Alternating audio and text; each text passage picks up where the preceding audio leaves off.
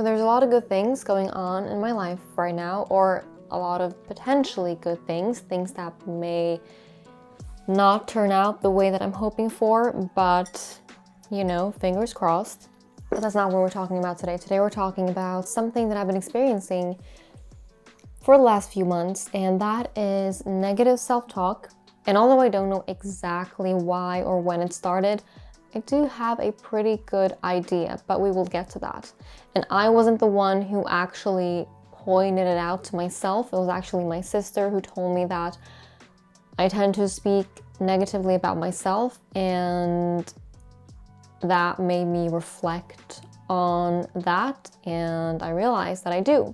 The reason I even want to make this video, because it is kind of out of my comfort zone, not just this video concept where I haven't prepared any notes. I just kind of sat down 10 minutes ago and decided that I wanted to film this video, is because A, I want to get this off my chest, and B, I asked you guys on Instagram, what is your experience with negative self-talk? And oh boy, I got so many messages, people sharing their experience and their stories, and I thought that this might be helpful for other people to know that they're not alone and that we are going through this kind of together. You know, although everyone's stories and situation is, of course, very different, it's nice to know that you're not alone. So why not use this platform for something good?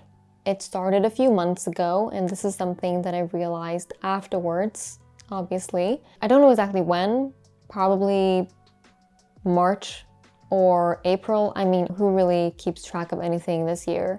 It started gradually, obviously. It wasn't something that happened overnight. And mind you, I'm not someone who tends to talk badly about myself at all. Don't you hate when people bring tea and then they don't even take a sip? So I'm trying to figure out the why. You know, why am I suddenly talking negatively about myself? And this has been the interesting part, trying to figure out. I think for me, I've been surrounding myself with negative energy lately, and that energy has affected me so that I've not only seen my surroundings and kind of the world negatively, but it's also resulted in me seeing myself negatively.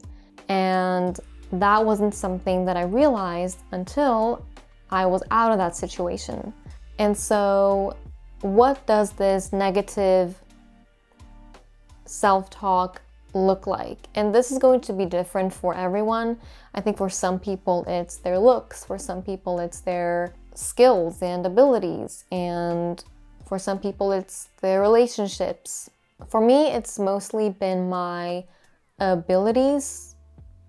Like everything from telling myself, you know, if I'm going to cook something and I'll tell myself, oh, it's probably not going to taste good. Or if I need to fix something around the house, and I'll be like, I'm probably not going to know how to fix it. Or if I'm going to post something and tell myself it's not going to be good enough. I mean, that's something that I've kind of always struggled with, just because I tend to be pretty self-critical. But this isn't being self-critical, just as like a voice in your head just telling you, nagging on you all day, throughout the day, regardless of what it is that you're doing, everything from simple tasks to, you know, bigger things that's just not going to work out, and you're just not going to be doing it good enough, and you're wasting your time. It can be like folding my laundry, and I'll tell myself that I just fold clothes so ugly. You know, it's so stupid, really, but yeah, everything from the smaller things to the bigger things. And by the way, this is not a sad video at all. I actually find these sort of things to be really interesting because I kind of see it as an experiment. Like, oh, this is something new I haven't experienced before. Where did that come from? And how can I make that go away? So I see it as a challenge in a way. Okay, so what am I doing to cope with this voice? So I read somewhere that if you have a negative voice inside your head, it's good to give that voice a name. You can call yours whatever you want. It doesn't have to be a human, it can be a horse, it can be a pillow, it can be an ant. It's up to you. Mine is Magda Trash, sorry to all the Magdas out there, she's kind of like this very, very jealous friend. And in separating her from myself, it kind of takes the power out of it. Instead of feeling like she is me, this makes it feel like she is not. She's just someone who has trespassed my property and now just refuses to leave. And it does go beyond just naming this voice inside your head. I think even more importantly, at least to me, it's been trying to track the story of this voice. So when did I let her in? Why did I let her in? What has been the circumstances during that time? And can I recall a time when she wasn't present? And what did my life look like at that time? What was different? What has changed? In backtracking Magda Trash's story, like I said, I realized that she was conceived during a time when I was in a situation that was feeding me negativity, even though I did not realize it at the time. And realizing that has helped me understand how I got in that situation, why I was blind in that situation, and how I can, to my best ability, avoid getting into that situation again. And now I know a lot of people have been experiencing negative self-talk for a very long time, for what can feel like forever, to where they can't even remember a time when that negative voice inside your head wasn't present. And I do really want to encourage, if this is something that is seriously affecting your mental health, if this is something that you are going through, please don't be alone in it. At the very least, speak to someone that you trust, and trust to a professional if you feel like you're not getting the help that you need. Usually when I make videos, I share an experience that I've already been through, the lessons that I've learned, and it's usually something that's from the past.